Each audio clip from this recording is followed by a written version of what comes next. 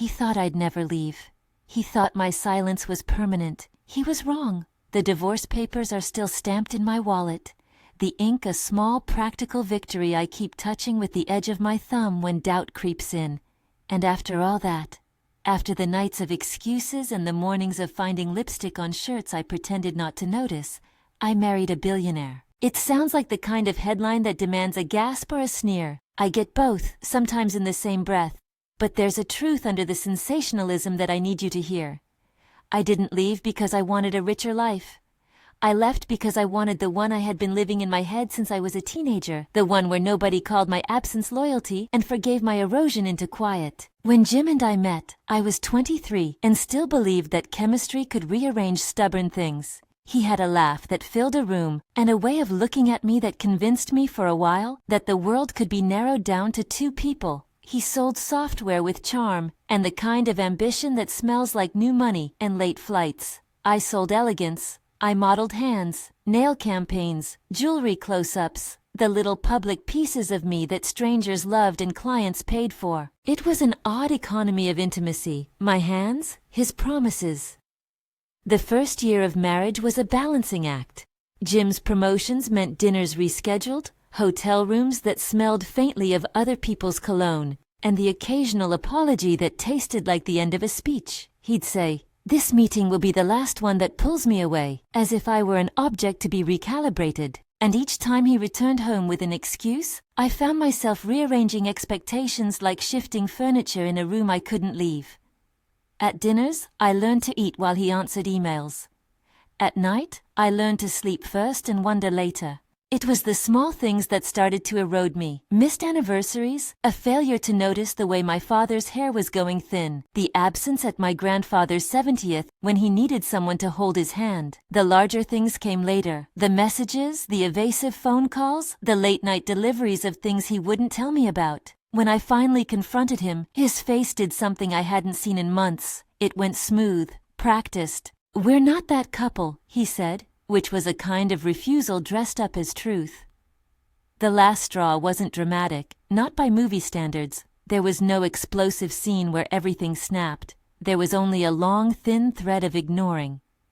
He was promoted to regional sales manager and moved the office 2 states away. He called on weekends and sometimes not at all. One spring afternoon, sitting at my kitchen table with a takeout container and a contract for a theater audition open on my laptop, I realized I had been learning to live inside a gap. I realized I could do the work I loved anywhere, and maybe, for the first time in years, I could do it without pretending his absence was safety. The divorce was quieter than the marriage had been noisy.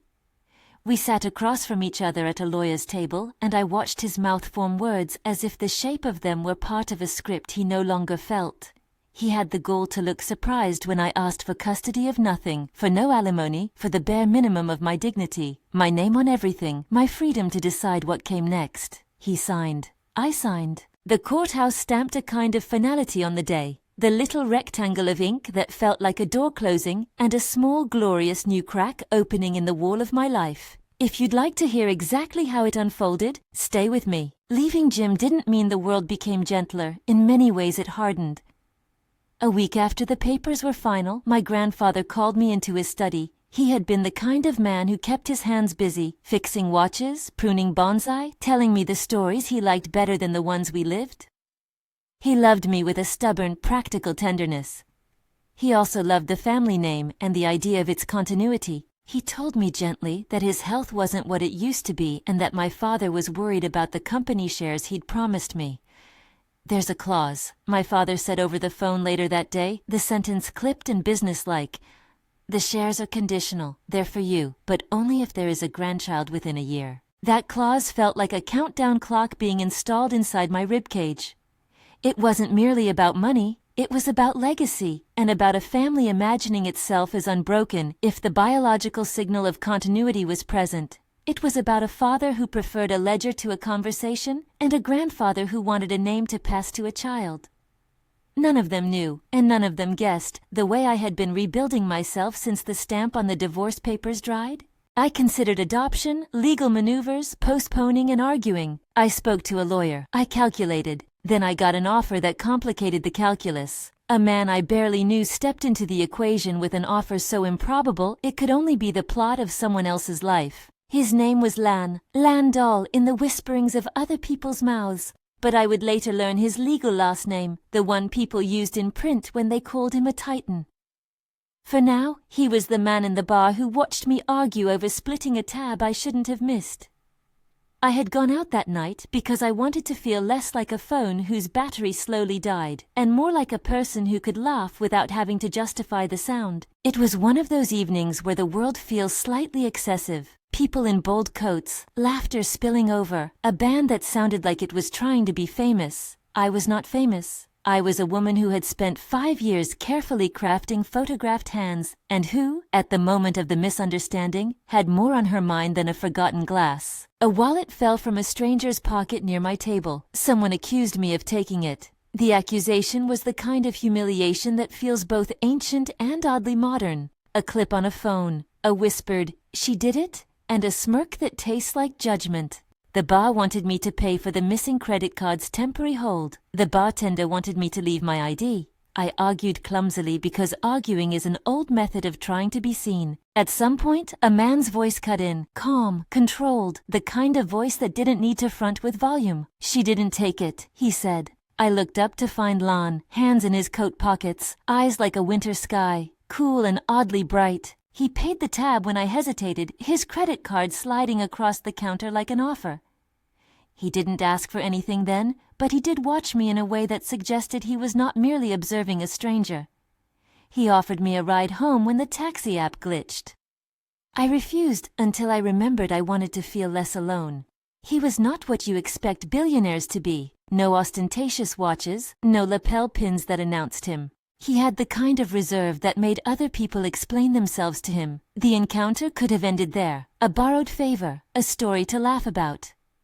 Instead, a week later, I found a note on my phone that read, "We need to talk." It was his number attached. His message was concise. I saw how the story spread. "You might not want it attached to your name. I can help. Call me."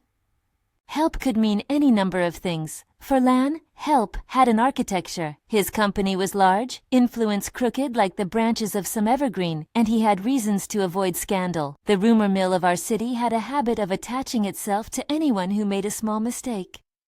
For me, the implication of help was more immediate. Protection from gossip that could cost me the small, fragile chances at the stage I'd begun to crave. We met in a coffee shop that smelled like espresso and new paperbacks. He wore a coat that kept him warm even when I could feel the draft through the window. He was direct.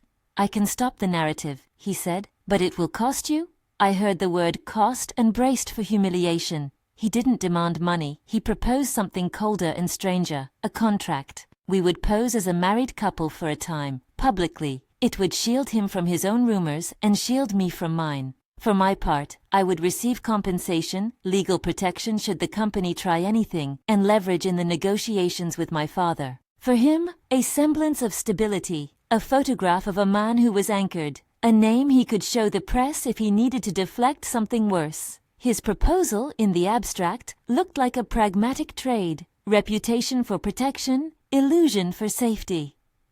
He handed me the number of his lawyer and a summary of terms that tried to look more like a business memo than a life decision. "You'll have my protection on record," he said.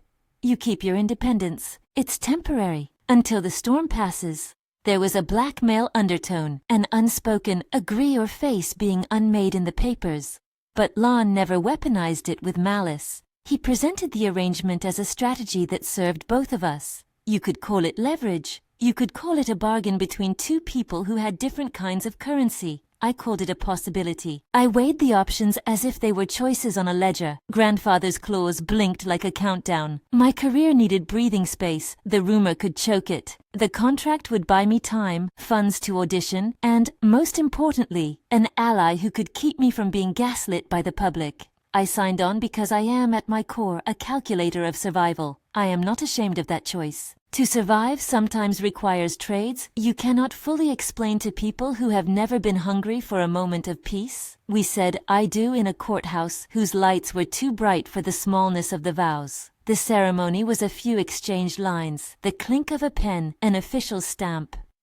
I remember the smell of the building, old paper and air conditioning, and the surprising steadiness in Lan's hand when he took mine. It was, legally, an agreement. It was also the first time in months someone looked at me like they intended not to let me disappear. From the outside, the contract marriage was a neat piece of theater. The press reframed our meeting as a romance. The gossip columns passed our smiles. Privately, the arrangement came with rules. No forced intimacy, no claims of ownership, a clear end date written into the agreement. He paid what was promised, upfront funds, access to a lawyer who read like an armor, an office name that could be used when the company's PR needed a human face. For a woman who had been taught to hide while the world rearranged itself around men, it felt like standing on a new shore with a life preserver within reach. But illusion is a politics of its own, and the office is a low-grade war. The minute my name attached to his, colleagues who had nothing to lose and everything to gossip about took their positions. Whispers multiplied. A pink diamond watch became a story.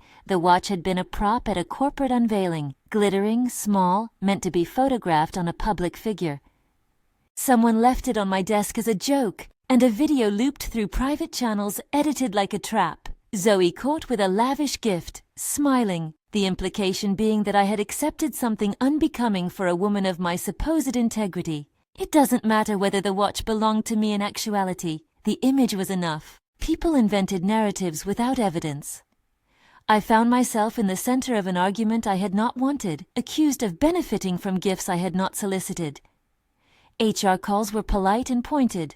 A few clients asked for reassurances in tones that promised to take their accounts elsewhere if the story didn't stop. My PR, such as it was suddenly more important than my paycheck. It was the first time I truly understood how precarious reputation could be for a woman who had built a career on a part of herself, my hands, that people admired but never considered to be whole. The watch was verified the next day. A stolen prop, misattributed. Someone had tried to use it as ammunition. Lon could have let it go. Instead, he responded the way people with influence sometimes do. He called a small press statement crisp and unavoidable. My partner has been falsely implicated in a slanderous item, his publicist said. We have evidence and we will pursue it. The language was clinical. The effect was that it shifted the conversation from me to those who'd started it. There was gratitude, sharp and complicated, because his intervention was necessary, and because it landed him in the story in a way that made me feel indebted. He bought me a buffer I could use to audition without the net of gossip getting wider. But the aid didn't erase my memory of how easy it had been for my name to be dragged into the mud. It made me more careful and less innocent. I started to audition again, not for glossy ads, but for roles with depth. The theater had always been a secret longing. As a child, I had watched the actors on the Old Town stage and felt a tug in my chest that was nearly physical. An urge to show and be larger than the framed photographs of my own hands. The fake marriage, for all its artifice, bought me the months I needed to take rehearsals during the day without having to explain my absences or justify my time. The first casting director who called me back, I remember sitting on the edge of a bench outside a rehearsal studio, my breath visible in the air because it was the sort of long, unremarkable New York morning that makes you feel like anything might start. The part was small by most standards but vital to the piece. A woman who carried a quiet anger and a soft resilience. The director's voice was blunt. "You have hands I can work with," she said, and my smile was more like a release. Rehearsals were brutal and intoxicating. There were nights when my feet ached, lines tangled in my mouth, and I wanted to give up because it was so painfully human to be imperfect. Lan would appear in the doorway sometimes, always after rehearsals, sometimes just standing at the back of the empty theater like a sentinel. He never came into the dressing room uninvited. He brought soup once, in a thermos, and left it on the step with a note. "For the body that puts up with the rest." The note felt like an offering neither of guilt nor of expectation. It was a small kindness that had weight. Work became a battleground that paradoxically made me feel alive. There were moments of humiliation, a whispered rumor in the corridor, a producer who once dismissed me as a model dabbling, and moments of soaring applause when I finally found a line that made an audience breathe differently. The theater became my clinic of repair. My hands, once photographed for product stills, now played the gestures of people with histories and pains. The applause felt like an honest currency. It never tried to own me. Not everything went smoothly. The company boardroom still had people who resented my presence or sensed advantage in my downfall. Jim's name would surface from time to time in messages that read more like threats than memories. Veiled claims about my decisions while we were married, questions about loyalty and fairness. I always thought of those messages as the ruins of something that had once been built carefully and with intention, now crumbling because someone had stopped tending to the foundations. Lan tried to keep me shielded, but protection has limits. There were nights I drove myself home from rehearsals thinking about what the future might demand. Would I have to choose between a role and a rumor? Between a child's name and a contract clause? The math of my life kept changing, and I kept adding, subtracting, trying to hold the numbers steady until I could be sure of what I wanted. It was a different kind of pressure than the marriage had been. In the marriage, pressure was exerted against me by a man who believed my silence meant acceptance. In the contract, pressure was external, boardrooms, cameras, a family ledger. But the fear was the same, being made small in a world that profits on spectacle. I was learning to respond differently. And then, when the theater was finally putting me in a part that felt like reclamation, a new and sharp pivot slid into my life. It was not a dramatic entrance. It began with a phone call that made my stomach drop. The voice on the other end belonged to the clinic where I'd had a routine exam months earlier. The woman speaking used a professional tone that made the words feel slower. "We need you to come in," she said. "There are some results we have to discuss in person." I hung up, feeling the world tilt, as if the stage had become a ship listing to one side. There were a dozen possible explanations, nothing was certain, but something in the way the receptionist said the word results felt like a door that had been closed one minute and would be slammed open in the next. I had thought the worst was behind me. I had thought that, with the courthouse stamp and the theater's velvet curtains and Lan's quiet care, I had escaped the worst of the public's appetite for my private life. It turned out that new dangers can take the shape of other people's expectations, and sometimes they begin with a phone call that smells like rain. The room on the other end of the line was papered in the same soft light I had come to like in dressing rooms, warm, forgiving. I told the receptionist I'd be there in 20 minutes. I rehearsed my face as if it were a role, the way actors rehearse a smile until it feels authentic. The theater's script lay open on my kitchen counter. The divorce papers were folded into the glove compartment of my car. My grandfather's call echoing in my mind like a metronome. "You must think of the future." I drove through a city that felt both familiar and laced with new anxiety. The hospital looked smaller from the outside, like a set someone had cut to scale. I walked in with my clutch under my arm, and the scent of the soup Lan had left in my coat pocket still warm against my skin. I told myself I would get a brief click and close. Nothing, or something that required nothing more than a decision I could make on my own. But inside, there were already people who had started to assemble the outlines of the next chapter in my life. My family with its ledger, my ex with his half-smile, Lan with his offer that felt like permission and like a fence. I could feel the story tightening around me, and I knew that whether I wanted to or not, I had stepped into a place where choices would be measured against expectations I had not set. When the nurse called my name, the hallway looked like private and public had collided. The room seemed small, and my hands that had built a career out of being admired, felt suddenly foreign to me. I sat down, because sitting is a simple act that reminds you exist, and I looked at the nurse who had the kind of practiced sympathy that tells truth without spectacle. "There's a positive result," she said quietly, her pen hovering as if it hesitated to mark a line that would change everything. "We need to do a follow-up scan." I breathed in, and air met me like a cold truth. I had 100 scenarios running in my head, scenarios that involved choices and consequences that would echo into the next year and beyond. A child in my future would alter the ledger my father kept, and it would entwine with the clause my grandfather had mentioned. It would recalibrate more than our family's shares. It would recalibrate who I could be and who would claim me. I called my grandfather on the way home because when an alert rings inside you, the people who gave you roots are the ones you reach for. He answered on the first ring, a small crack in his voice that told me he'd been waiting to hear.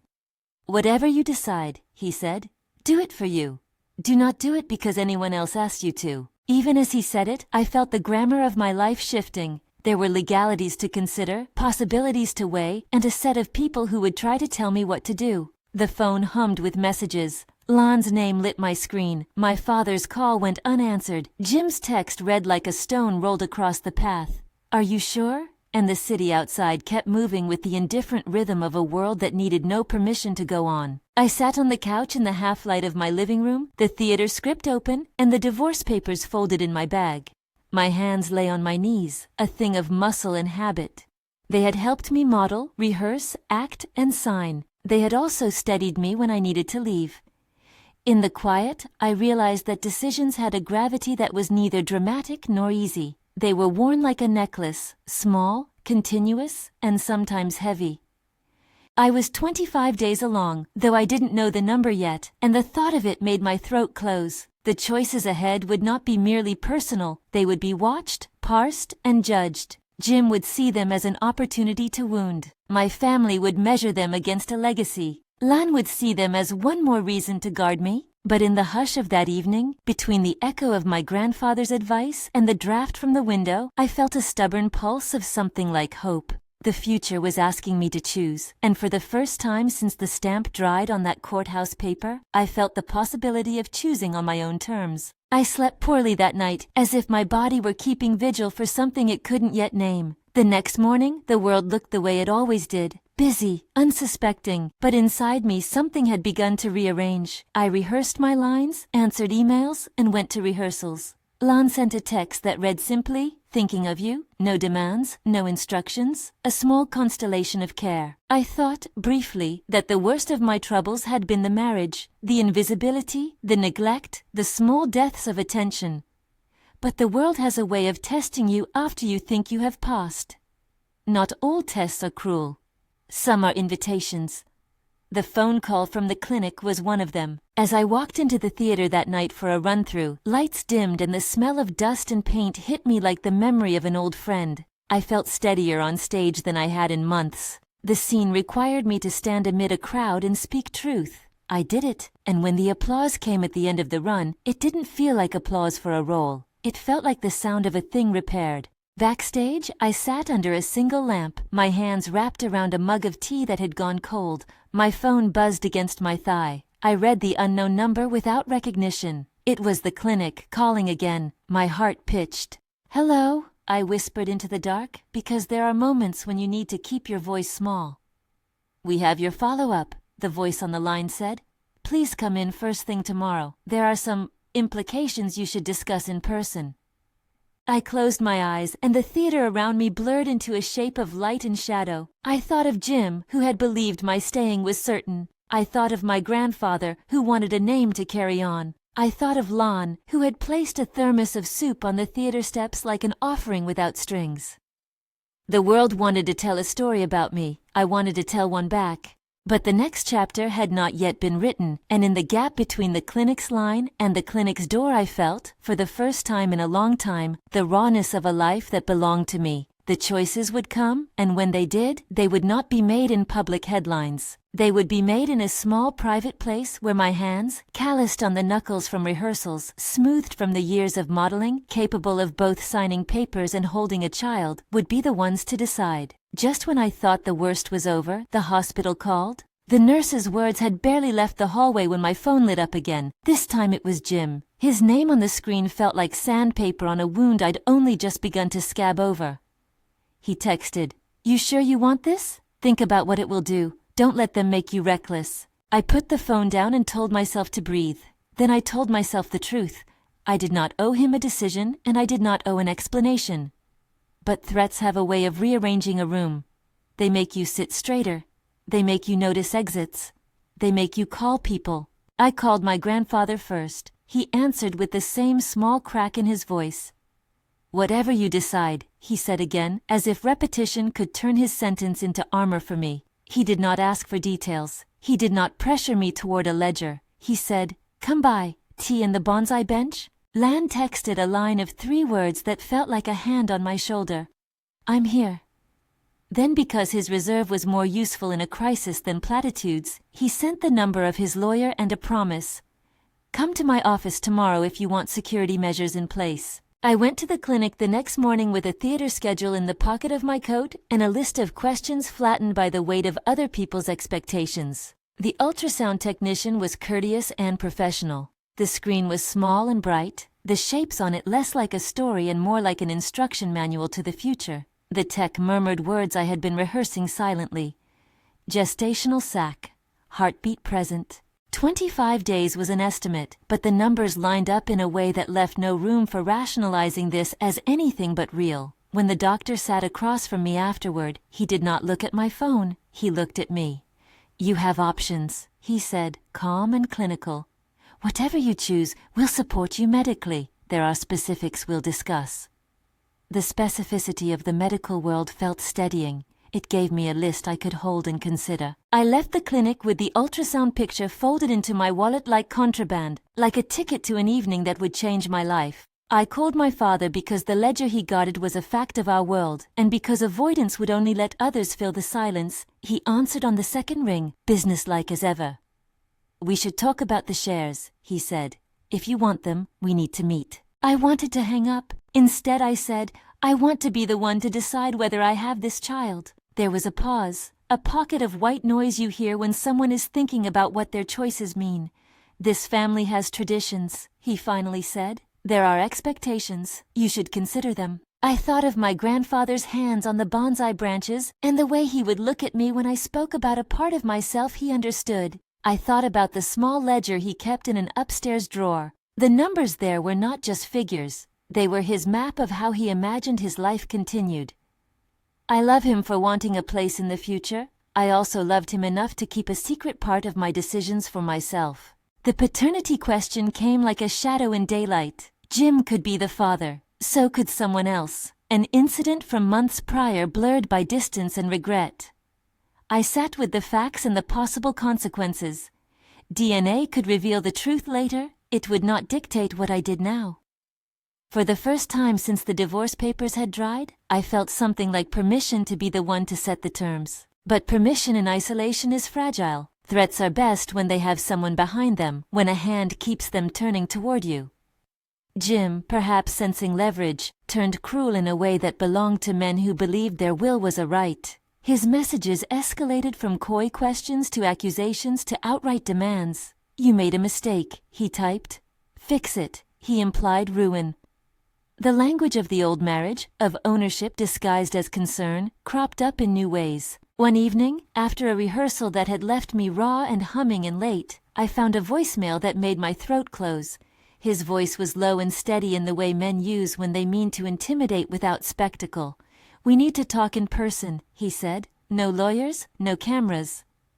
He made it sound matter-of-fact, like arranging coffee, which is sometimes what fear looks like when it is bearded by denial. I called his bluff. I told him I'd meet in a cafe near my apartment where there were cameras and people and witnesses, small things that make men used to control feel watched. He didn't like that.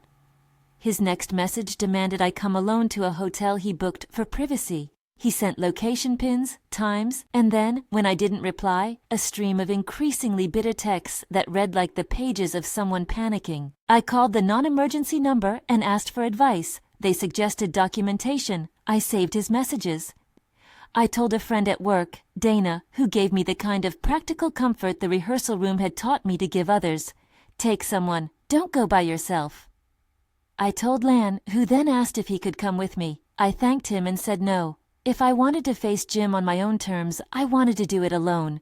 That decision felt like a test of the self I'd been rebuilding. It was also, looking back, naive. The hotel room was dim when I entered. Jim was already there. The lid of his control snapped back into place under his smile. He stood by the window, hands tucked into the pockets of a suit that had traveled. "You shouldn't have signed away the easy options," he said, and when I didn't let him steer the conversation with old guilt, he stepped closer in a way that eliminated exits. "My decision isn't yours to make," I said, and in those words I felt my throat burn with the old small fury I had kept alive through the divorce. "You cannot call my life yours by default." He put a hand on my arm, not a gentle hand, not an apology, a hand that was a reminder of how he used to claim me. He said, "I can make this go away. There are places, Zoe, people who fix things. If you do what I say, if you end this." He tapped his temple in a gesture that was meant to suggest inevitability. "Things will go back to what they were." I felt the history of our marriage, of being discounted into a ledger, bend itself around the moment, the part of me trained to survive calculated exits. I slipped my hand out and took a step back. He moved like an animal that didn't want a door to close. The conversation grew harder. He tried to persuade me with claims and manipulations. You owe it to us, to your family, to your future. He used our past as a bargaining chip. When he reached for my phone to take it from me, an ugly, clumsy move meant to silence any possible record, I reacted with the reflex of someone who had learned to protect herself. I grabbed back. Our hands met in a tangle. He pushed. I stepped away and his hand hit my arm hard enough to sting. It was not cinematic. It was a bruise the size of a small truth. I told him to leave. He did not. He stood in the doorway like a warning. I left and called the police from the sidewalk. They came with the flatness of people who see repeated versions of these scenes every day. I filed a report for assault and threatening behavior. The officer advised me on the steps to request a protective order. I typed out the messages into a document and sent them to an email address the officer gave me. I felt, the way victims do when they do the right thing, more exhausted than relieved. Jim threatened reprisals. He said he could make a scandal of me in ways no one would believe. He said things meant to resurrect his power in a world where his promotions had once mattered more than my hours at the theater. He walked a line between quiet threats and the blatant. The law can be slow and threats can be fast. I learned to hold both. Lan learned of the incident almost immediately. He did the things men with power do. He arranged lawyers and an incident team and a series of measures that felt to me equal parts necessary and uncomfortable. He called and asked questions in a voice that had by now moved beyond reserve. There was steel in it. "Tell me everything," he said. When I hesitated at the image of my life being narrated to someone who could make things go away, he said simply, "You decide what you want me to do." He did not act like someone who would silence me in the name of protection. He acted like someone who would bolster the choices I already showed signs of making. He offered security, legal muscle, and resources. I accepted. I also insisted on being included in the decisions. He respected that. The difference between control and support matters. It would matter a lot later on.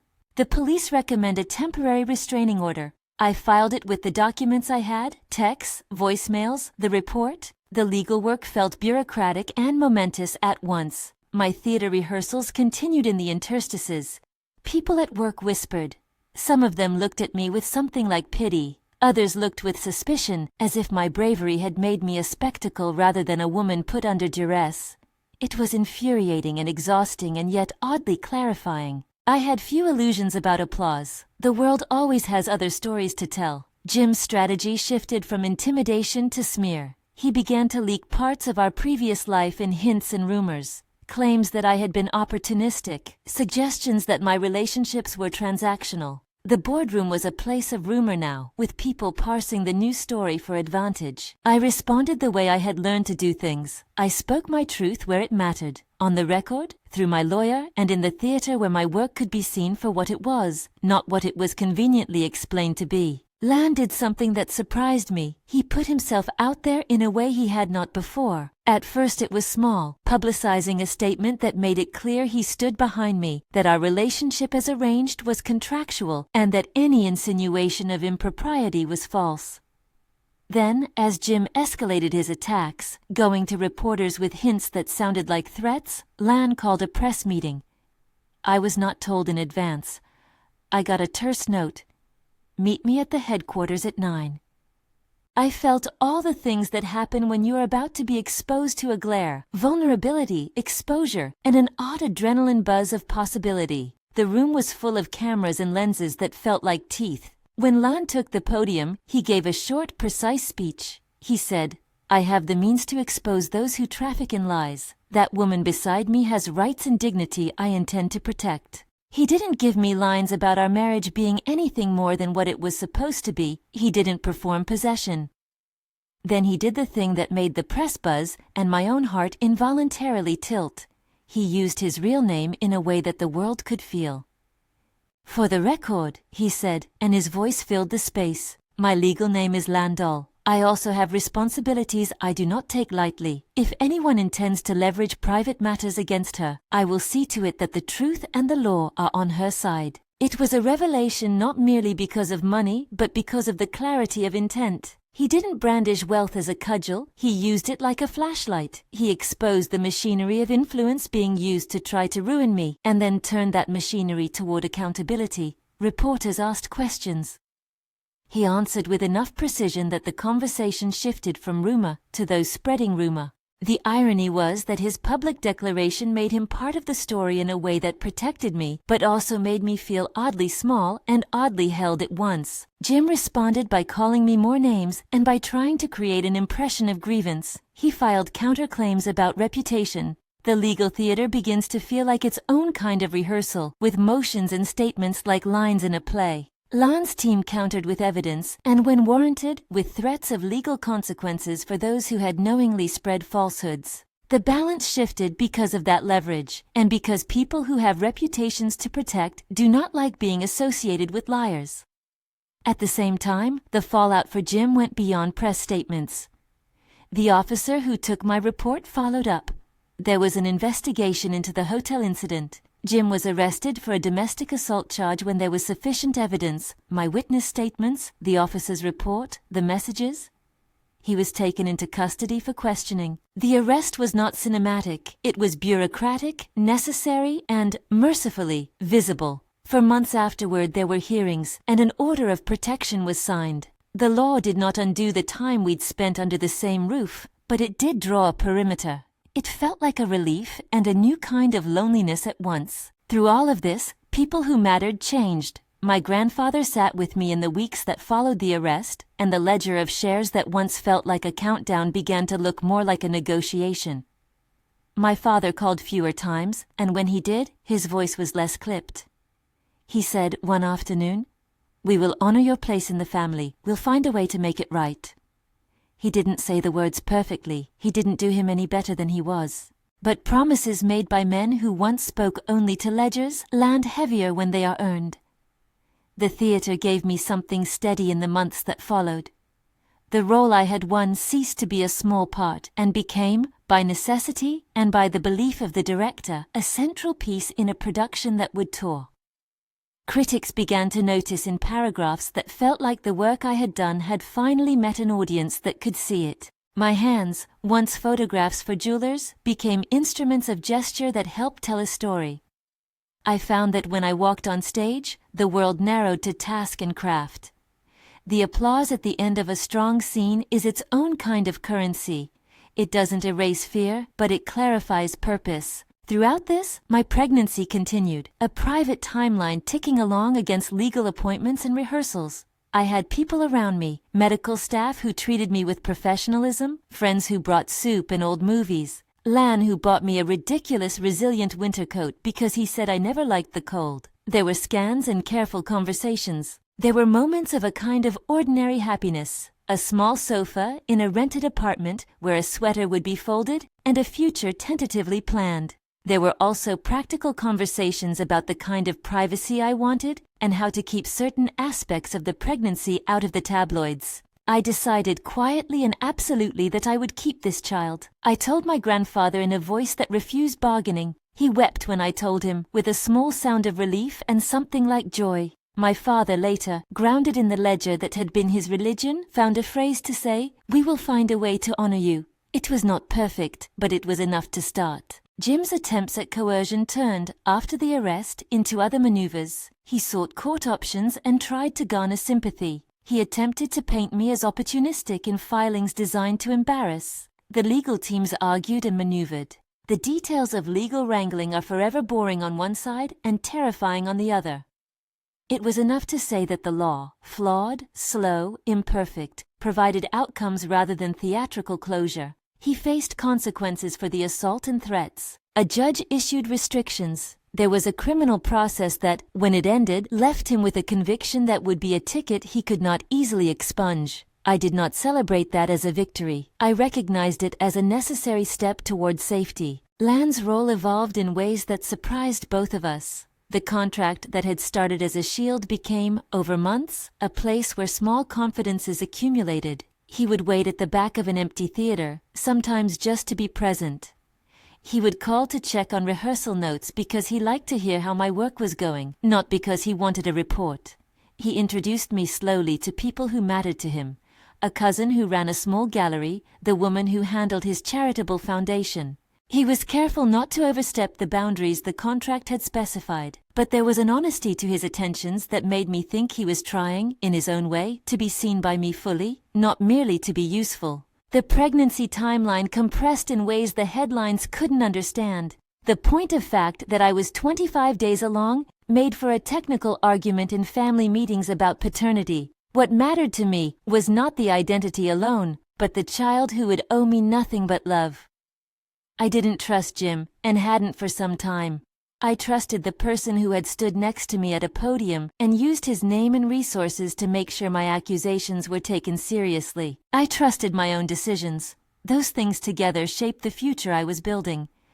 There were setbacks. A paparazzi photo once found its way into circulation, a grainy shot of me leaving a hospital with a handbag, exercises later showing up as hints that something dramatic was afoot. The tabloids love a narrative. For a day or two, our lives were fodder for strangers. Then evidence surfaced that indicated the origin of many of the leaks. A PR firm that had been paid to muddy the waters on behalf of a client. Lon's team discovered payments. It was not a moral victory to have dirt scraped off a name. It was simply justice being done where it could be. My theater run became a tour. We traveled through cities that had their own rhythms. I learned to live in hotel rooms and to carry with me the small rituals that kept me stable. A mug from home, a photograph of my grandfather's bonsai, my lines written on paper I could smooth in my palm. The audience's applause began to stitch me into a professional identity that had little to do with other people's assumptions about me. Critics wrote that I breathed life into the role. I learned to let praise land and then move on. It was practice in not letting the praise or the pain make me smaller or larger than I knew myself to be. Lan, for his part, continued to be Lan. He kept his private life private, but he also began to be public about protecting the people he cared about in ways that did not erase their agency. When a tabloid tried to publish a speculative piece about our arrangement, his legal team sued for defamation. The lawsuit read like a statement, "You cannot weaponize rumors." It was the language of someone who had resources and knew how to use them to make an argument in law rather than in barroom conversation. We grew closer in the right-to-right moments, at midnight rehearsals when run-throughs had gone bad, and we shared silent coffee, in the early morning when the city smelled like bread and rain, in the way he listened when I talked about my grandfather's bonsai and how it needed a winter trim. He also made mistakes, moments where his protectiveness felt like a suggestion I should accept rather than an option, and when he did, he learned. The difference between control and care, again, mattered to both of us. It made his affection look less like conquest and more like partnership. As the pregnancy progressed, I found a stillness sometimes, a quiet with the child that had nothing to do with contracts or headlines. I would press my palm to my belly and imagine a small life that would inherit not ledgers, but the smell of rehearsal rooms and the sound of applause. This was an image that belonged to me wholly. I began to plan for a future that was not only a negotiation. A nursery painted a color I loved, a name that belonged to no ledger, and a life that included work I loved. When the time came to decide on formalities beyond our contract, Lan and I sat across from each other in his office that smelled faintly of old books and something like citrus. "I never wanted to be the thing that bought you out of trouble," he said. "I wanted to be the man who stood when you asked for help." "I didn't marry you for money," I said. "I married you because you put yourself between me and harm, and because you listened when I said what I wanted." He blinked, and the smallness of his expression made me realize he'd been working his way toward this for months. He told me he wanted our future to be not merely something written in legalese, but something lived. "I would like that," he said, "if that's what you want too."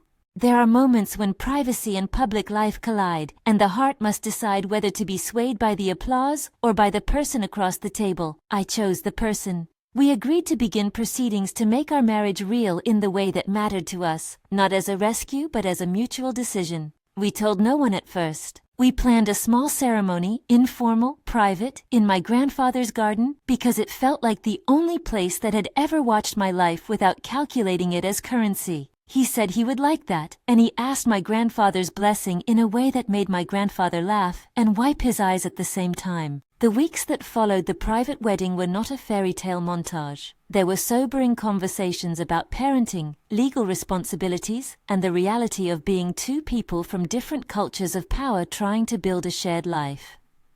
We hired a counselor for the transition because blending lives, especially under public scrutiny, requires work and intention. There were fights we had to learn how to have without anyone else getting to score points off them in a magazine. We learned that saying sorry matters and that being held by someone who knows you are flawed does not diminish you. Publicly, the narrative changed. Slowly, the press had their moment. Then stories moved on. New scandals replace old ones with a veracity that is, in the end, good for the exhausted. I returned to the stage, then to the tour, then to the city where my grandfather kept the bonsai bench. We found, amid the ordinary days, a routine that felt like home. Theater schedules, doctor appointments, late-night conversations about what we would tell our child when they asked where they came from. When the child was born, months after the courthouse stamp that had ended my previous marriage, the day felt like the first line of a new script. I held my child and felt my hands remember the work for which they were made, to cradle and to create. There were moments of fear, how to be a parent without the shadow of the past, but there were also 1,000 small decisions that we made together. Who would take the late-night shift, which school philosophies we favored, and what traditions from our families we would keep. My father came to the hospital, and when he held the baby there was a complex looseness in him that had been absent before. He apologized in ways clumsy and insufficient, but he apologized nonetheless. My grandfather, who had hidden small coins in my pockets when I was a child, wept with a sound that was half laugh. The shares my grandfather had once held like a countdown were transferred in a way that honored his desire for continuity, while respecting the life I'd chosen. It wasn't a narrative of triumph. It was an arrangement that required compromise on all sides, but it felt like settlement rather than surrender. Jim, in the end, faced consequences that shielded me bureaucratically and criminally. He also faced the hard work of correction that the system rarely makes easy. Part of me felt bad for the unfinished shapes of what we had once been, and part of me recognized that not all endings are fair. The law did not write a love story for him. The law did, however, make my path less dangerous. Lon stayed at my side through the first bewildering weeks of parenthood with a tenderness I had not expected. He still wore his reserve like a coat, but he also held my hand in ways that looked like practice at being a family. He never claimed the child's agency as if it were a chattel. He declared his devotion in ways that let me keep mine. He apologized when he overstepped, and he listened when I needed him to. Professionally, I kept working. The theater tour introduced our child to cities in an early, surreal chapter of life that felt like broadcasting a private life into public spaces. We learned to travel with a baby, to find childcare that respected my profession, to perform at night and read stories at dawn. The applause did not stop being precious, but its meaning shifted. It was no longer a landmark of my survival. It was one of the ways I lived. When people ask me now, years later, why I married a billionaire, I tell them two things.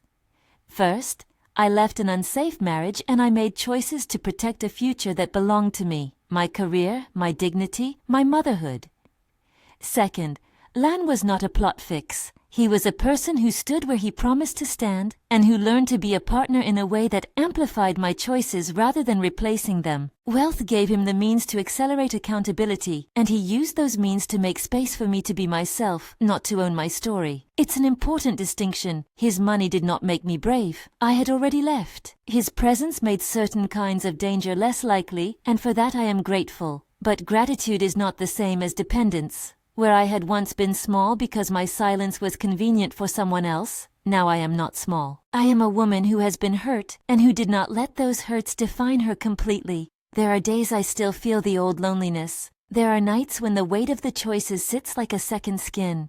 There are days when headlines make me tired. But then my child's laugh cuts through the noise and I remember what I walked toward. I remember the courthouse stamp I keep in my wallet, a relic of the moment I chose my freedom. I remember the sickening flush of humiliation in that bar, and the pragmatic bargain that became a partnership. I remember the hand on the hotel room door that made me call the police, and the officer who listened and made a report. I remember the press conference where Lon used his name and his voice to make the world listen. I remember the theater applause that stitched me back together. If you had told me, on that day I left, that I would marry a man who carried a name the world recognized, I probably would have laughed in disbelief. I had been smaller then. I had allowed myself to be eroded. Walking away taught me how much I could carry. Choosing Lan, finally, truly choosing him, was not about buying back what I'd lost. It was about accepting an offered hand that respected my right to take it. Sometimes people frame my story as either a triumph of escape or a fairy tale rescue. It is neither one thing nor the other. It is a messy, ongoing life where protection and agency coexist uneasily and beautifully. I am not safer because someone paid bills or bought lawyers.